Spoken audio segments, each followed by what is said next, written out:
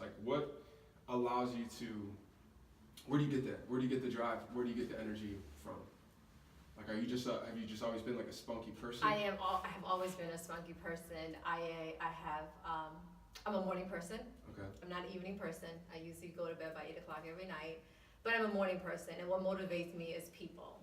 I live off of people. I'm an extrovert, so I live off of people. So the more people there are, the more energized I am. So 5:30 in the morning, that's why I send out that email sometimes. I look forward to seeing people, and I feel like they're a team, they're my family. So when they're there with me, it motivates me to work out harder. So got you. yeah. Are you? Do you take that energy like into all other areas Yes, of I your do. life, though? Yes, I'm a very energized person. I don't take life for granted. So everything I do, I live to the fullest. So. And so, what is about that? Like, why don't you take life for granted? Because I have an opportunity to come to this country when I was 5 years old. I could have been dead in my country. I was left for dead. I was 5. I came when I was 5. So where are you from? Let everyone know where you're from. I'm from Cambodia, which is located in Southeast Asia. I didn't know that. I had answered before. Yeah. We're just talking here. Southeast Asia, which is right by Thailand. By Thailand. Right, and there's a lot of prostitutes down there, you said? Yeah, there's a lot of prostitutes down there. There's a lot of poverty. It's a very poor country. I came from a very, very poor country. Very blessed to come to this country. But the journey to get here was very, very hard. Okay. All right, so you moved here at what age? I moved here when I was 5. We lived in several camps. Do you remember anything from being back at home? Or No, we probably ate insects. That's all I remember, Really? probably. But we lived in refugee camp. So we lived in Thailand. Then we moved to the Philippines, and then finally we were granted to come to this country. So every day my dad would write a letter to the government, and every day, and finally, I want to say President Ronald Reagan at that time signed the paper agreeing for us to come to this country. Wow. Yeah, so that's how we came.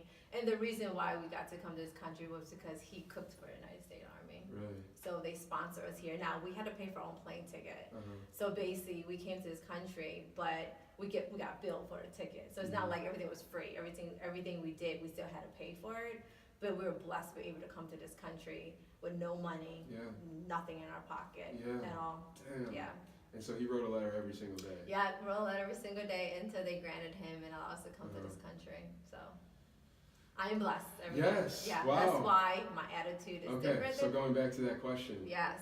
I did not know that we were going to uncover that much already in Yeah. the first couple minutes Yeah. here. Okay, so that puts things into perspective for me and hopefully for you guys as well. But I mean, what do you take away from that? So you come here, you're 5 years old. Yeah. Do your parents have to learn Yes. the language We all at this did. point? Yeah. Yeah, we all did. We learned how to flush a toilet. Okay. We learned things that we never had before. And they got work where? Where did they start? Babysitting. Mm-hmm. Babysitting, and my dad ended up working in a factory and, worked different jobs and eventually learned to speak. We went to school at night. But you like that's, I know it's easy to talk about it in terms of like, I mean, that's a process though. Yeah. All those things. So Yeah, it's a process. it wasn't like one day here, one day there. No, and then by no. 2 weeks, things are on your feet. Like that was a grind in itself. I'm Yes, sure. I mean, I'm quite sure, back then, I was 5, so they were probably have government assistant, right? The government probably helped them make sure they got back on feet, got us a place to stay, Yeah. and then eventually helped my dad find work. And then while he was working, my mother would babysit kids on the side to make sure we had income coming in too, and that's how they started paying for bills and then eventually she ended up getting a job too, and they both stayed working until they retired. Okay. Yeah. So I'm sure there's takeaways from that. Because, all right, so let's talk about another reason why she's sitting here and she was nominated as the Spotlight Athlete.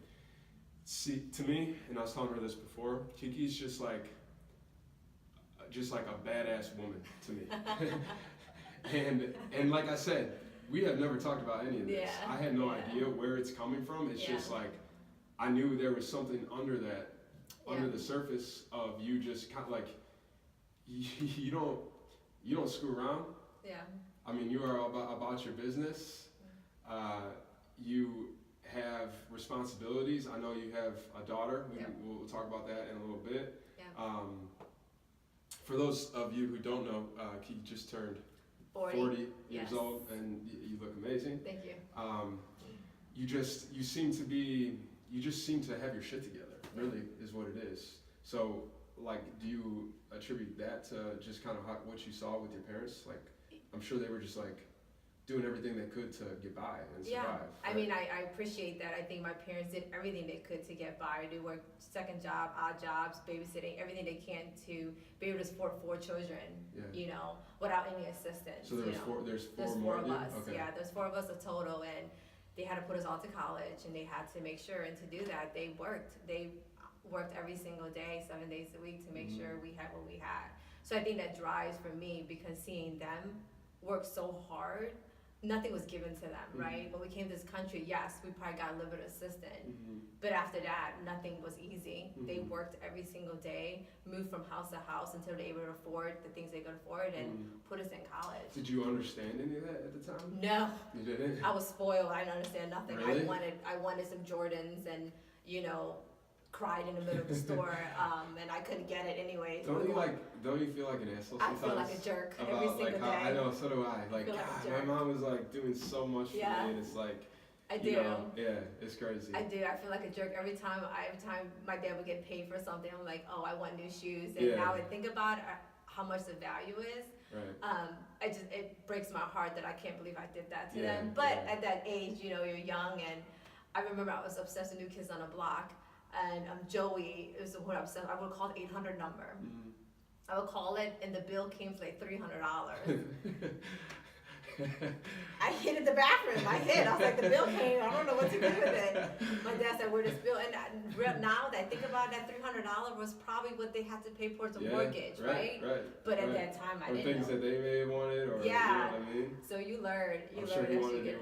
to, you know, maybe take your mom out or something. So that brings up something that we're going to talk about in a little bit, which is kind of our past and how we move on from any L's that we've taken, Yeah. or any mistakes that we made and stuff like Yeah. that. Like, that's something I definitely remind me if I don't think of it, I want to talk about that.